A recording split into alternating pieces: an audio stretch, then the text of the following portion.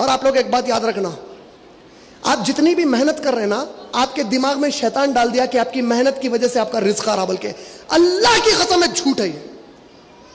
सूरह हूद सूरह नंबर 11 की आयत नंबर 6, कायनात में हमने कोई मखलूक ऐसी पैदा नहीं की, कोई जानदार ऐसी पैदा नहीं की जिसका रिज्क हमारे जिम्मे नहीं है और हमने उसका मुकद्दर लिख दिया है। बोले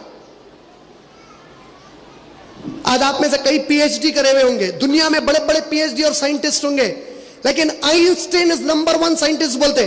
कोई यूनिवर्सिटी का डिग्री होल्डर नहीं था आइंस्टीन। एडिसन 2000 इन्वेंशन करा, कोई यूनिवर्सिटी की डिग्री नहीं थी उसके पास। आपका माइक्रोसॉफ्ट का बिल गेट्स ड्रॉप आउट है कॉलेज का। विप्रो का अजीम प्रेम जी कॉलेज का ड्रॉप आउट है।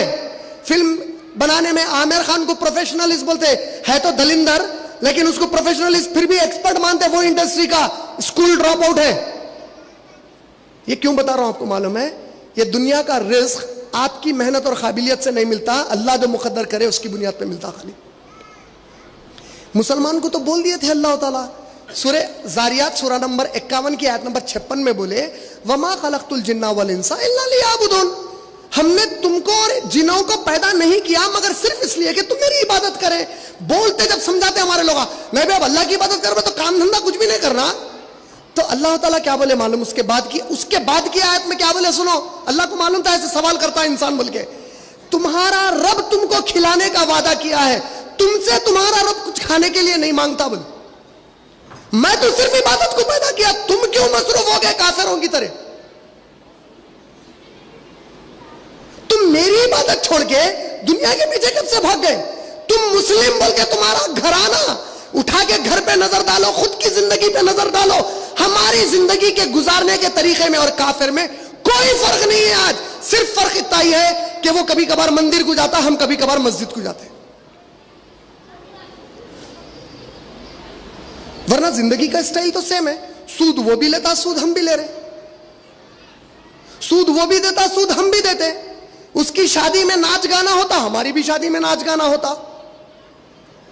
उसकी वेद शास्त्र जब पंडित जी बैठकर पढ़ते तो पढ़ने वाले पंडित जी को नहीं मालूम कि उन्होंने क्या पढ़ के सुना रहे श्लोका, उन्होंने पढ़ के सुना रहे ना तस्य प्रतिमा आस्ती, वो जो पैदा किया उसकी कोई सूरत शक्ल नहीं होती, लेकिन पीछे मूर्ति रखी हुई है, फिर पूजा करते भगवान बोल के।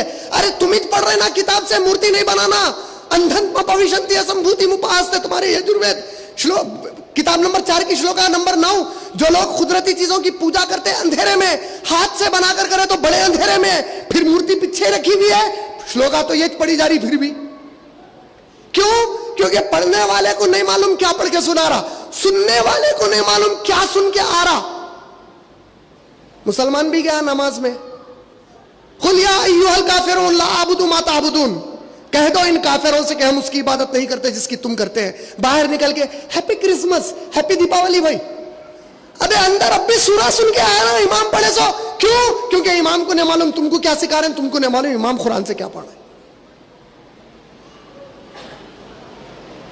अच्छा, आप लोगों में से कितने हैं जिसको सिर्फ एक जबान आती बातचीत करने, सिर्फ उर्दू, उसके अलावा कुछ भी नहीं आता? थोड़ा हाथ उठाओ एक बार।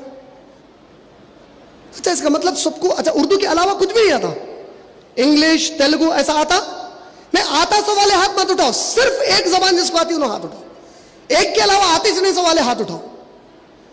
इसका मतलब इतने सब जो लोग बैठे हुए, एक से ज्यादा जबान आती, दूसरी जबान सीखने के लिए टाइम लगाए, अरबी सीखने के लिए टाइम लगाए।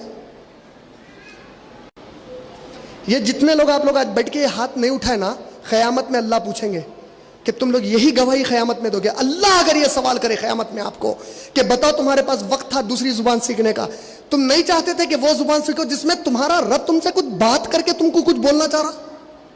तुम नहीं चाहते थे कि तुम्हारे नबी की बात समझो उस जबान में जिस जबान में नबी बात करते थे?